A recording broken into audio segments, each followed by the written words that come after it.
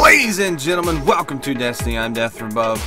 It's Wednesday, which means it's Armsday in the land of Destiny. So we're going to take a look at what Banshee 44 has to offer us this week. Talk about it. I'll give some recommendations. We'll look at each option, make my picks, talk about it, and take a look at next week. So we're going to start with the field test weapons, work our way through this week's Foundry orders, and at the end we'll talk about next week's Foundry orders, which ones I think you should pick up, which ones I think are awesome.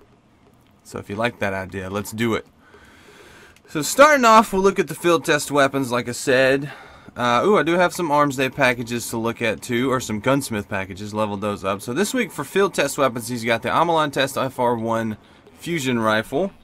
You have to kill Vex Minotaurs to do this one. Then he has the Suros TSP-10 pulse rifle, used against Vex targets, good.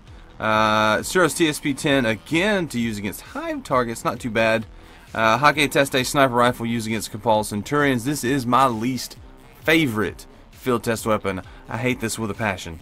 And then finally the Omolon Test RR1 used against Fallen Captains. This one's right up there with the Hakke Test-A, but you can do this one a little bit quicker than this one.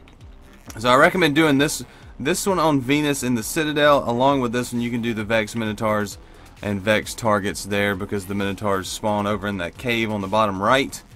You got to do red bar Minotaurs. Cannot do yellow health bar enemies. You have to do red normal enemies. Vex targets is going to be anybody. Kill 25 of them. TSP-10 against Hive targets. And then, so go to the Cosmodrome for the other Suros TSP-10 and the Omolon Test RR1. Go right before you go into the building to go to Skywatch. And up there is a captain that will continually spawn with 2 Vandals. You can just snipe him from a distance and keep waiting for them to respawn. You have to kill the Vandals to get the guys to respawn, but you can do this one there fairly quickly, and then do just walk in and kill Hive in the building before you get to Skywatch. And then the Hakke Test-A, you got to do it on Mars. There's 2 areas on Mars: the Scablands, and then I think the Buried City, where there are some Cabal Centurions. Like I said, it has to be red health enemies. It cannot be majors with the yellow health bar. And it takes a little while, so what I like to do is start in the Scablands, kill some Centurions there that spawn, and then once the Taken start coming, go to the Buried City, kill some there, and then switch back once the Taken start showing up. Because when the Taken start showing up, the Centurions stop showing up. But anyway, nobody cares about that. That's the field test weapons. Let's talk about the Foundry orders for the week. And what do we got? So that's a package. We'll open that after we look at the Foundry orders. So first up, we have the Hakke Tamar-D sniper rifle. This is a medium impact, medium rate of fire sniper rifle from Hakke. It's pretty decent on the impact. It's got, I think it'll res snipe. I haven't tested it, but I'm pretty sure it will res snipe. Really interesting sniper rifle, but not the most useful. There's more better options, I think. But we're going to take a look at this one, see which ones look good. So we have surplus, spray and play, perfect balance, armor piercing rounds, and a pinned magazine. Not crazy. Not crazy about that one. Next, we have take a knee. Ooh, is that take a knee? Oh, private eye. Who's next? Perfect balance, armor piercing rounds, and braced frame. Braced frame's not bad, but on a sniper rifle, it's not really necessary. And then finally, we have outlaw, spray and play, explosive round, snapshot, and a pinned magazine. I'm gonna say this one's the best. It's a pretty easy choice right there. That third one is the best that you want to grab, so I'm gonna grab that third one. Next up, we have, it's not the Tamar, it's the Hakke Aoife. This one. This is the one gun in Destiny that I have no ability to pronounce. But anyway, it's the same stats as the Tamar. It's got a little bit different stability and range, but everything else is pretty much the same. So, if you want to get another sniper rifle, they can almost res snipe. I think the impact might be a hair lower, but maybe not. But the Aoife Rua-D, it's a cool gun. They're both fun to use. They just may not have as much of a use. If you're a new player and you can get one of these, it'll be a useful sniper rifle. But Aoife Rua-D, let's take a look at the options. So we got private eye again. Who's next? Explosive rounds, armor piercing rounds, pinned magazine. Not too crazy about that one. Then we have Outlaw and Spray and Play. This looks Outlaw Spray and Play, Explosive Round, Snapshot, Independent Magazine. That seems very familiar. It's like they have the same option for both. And then we have Take a Knee again, or Private Eye, Who's Next, Explosive Round, Snapshot, Independent Magazine. I'm going to go for that middle one. I think it's the exact same roll as the Tamar. I need to check that. Is that the exact same roll as the Tamar? Outlaw Spray and Play? It is. Oh, well, okay. Is it Explosive Rounds, Snapshot, Appended Magazine? Explosive Rounds, let's see. Explosive Rounds, Snapshot, Appended Magazine. It's exactly the same. Exactly the same. The only difference is this one's got a strap on it and that one does not. So, good on you, Bungie. There you go. So next up, we have the Omolon Eirene RR4. This is the gun that gave everybody a heartache when it had final round on it, because it is a high impact, low rate of fire sniper rifle. Everybody will get final round, pop off 3 shots, and then use that final shot in trials to one-shot body shot somebody. But that is over. They fixed that, patched that out. So it is a high impact, low rate of fire sniper rifle. Pretty strong, decent stability. It has low aim assist. That's why nobody uses it too much. But it's still a decent sniper rifle if you like that sort of thing.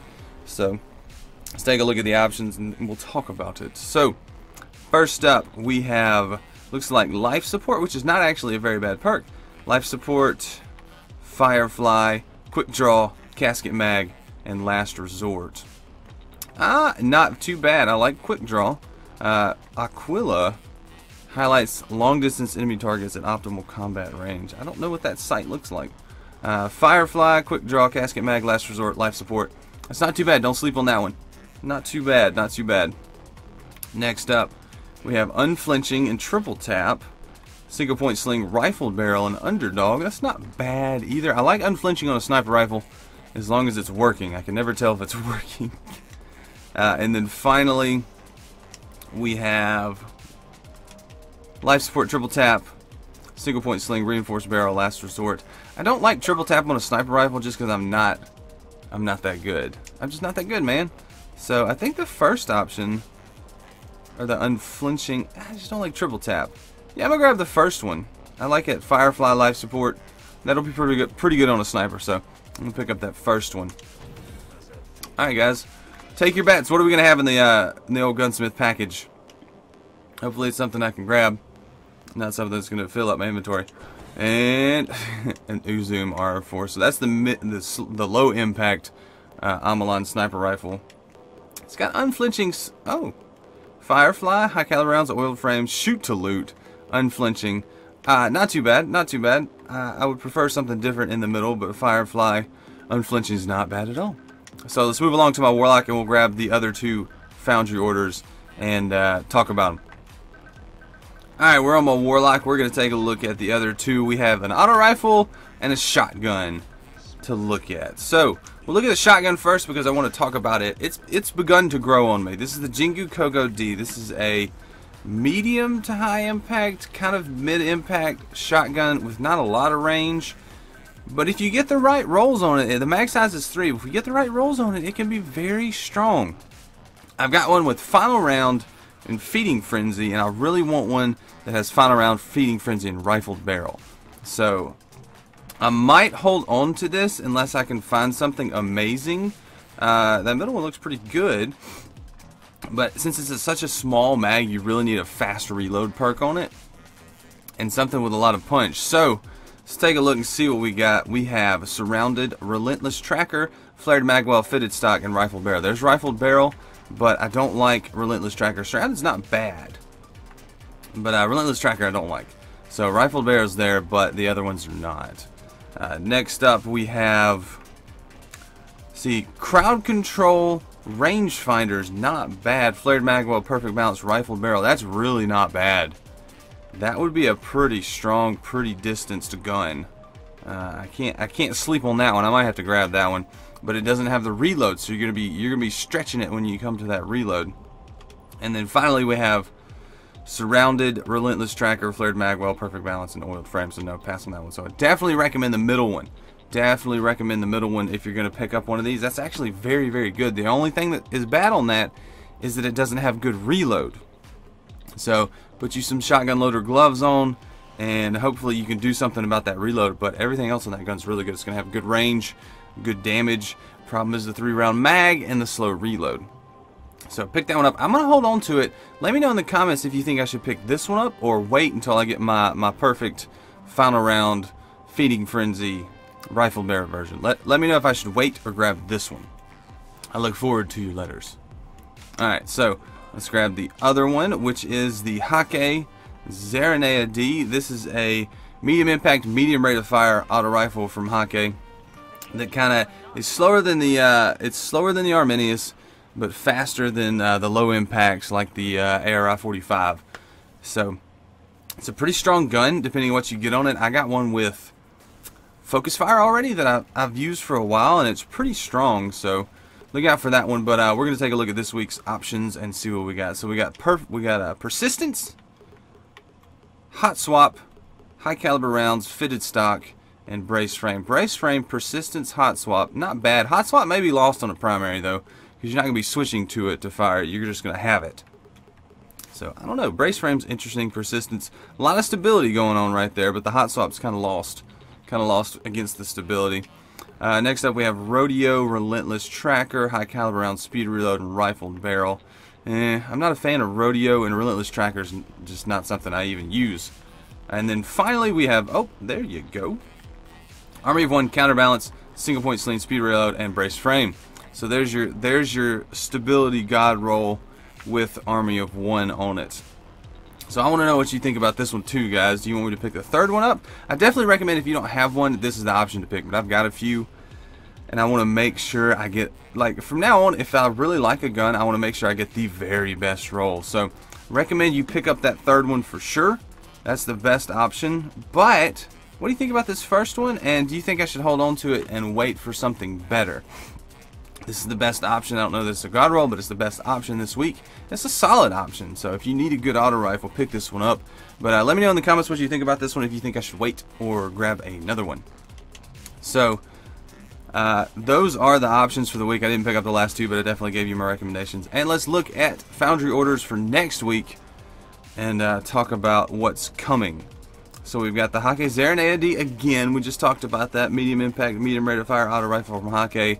Suros DIS-43, I believe this is the high impact. I always get these two confused. DIS-43 is either the high impact, yeah, it's the higher impact, lower rate of fire auto rifle. The DIS-47 is the high rate of fire, low impact scout rifle, excuse me, from Suros. And the Hakke Zarinaea-D, medium impact, medium rate of fire hand cannon from Hakke. Can be good if you get the right talents. Omolon Uzume HG4, good hand cannon, medium impact, medium rate of fire. You want luck in the chamber on this one. That's a good hand cannon. And then the Omolon Eirene RR4, high impact, low rate of fire sniper rifle again. So I definitely recommend the Uzume first, or the Zarinaea, depending on what you're trying to do with it. The IS-43 is very solid too. So those three are always top tier choices. Zarinaea-D can be good depending on the talents, and Eirene is a high impact sniper rifle, so it'll pack a punch. So definitely recommend picking up the Zarinaea-D, Garrus, and DIS-43, Zarinaea, and Uzume. The other two, pick them up if you want to, but those are my top three. I would pick those up first before anything else. So there you go, guys. This is Armsday. What'd you get? Did you get anything good? Do you like my picks? Do you disagree with my picks? And which ones did you pick up? So let me know in the comments. And what package did you hold on to? Do you have any old packages that you grabbed a god roll from this week? Let me know in the comments. I'm always interested to see. But anyway, guys, thanks for watching. I really appreciate it. I say it every time, and I really do mean it every time. So until next time, I'm Death from Above, and I will see you later. See you, bye.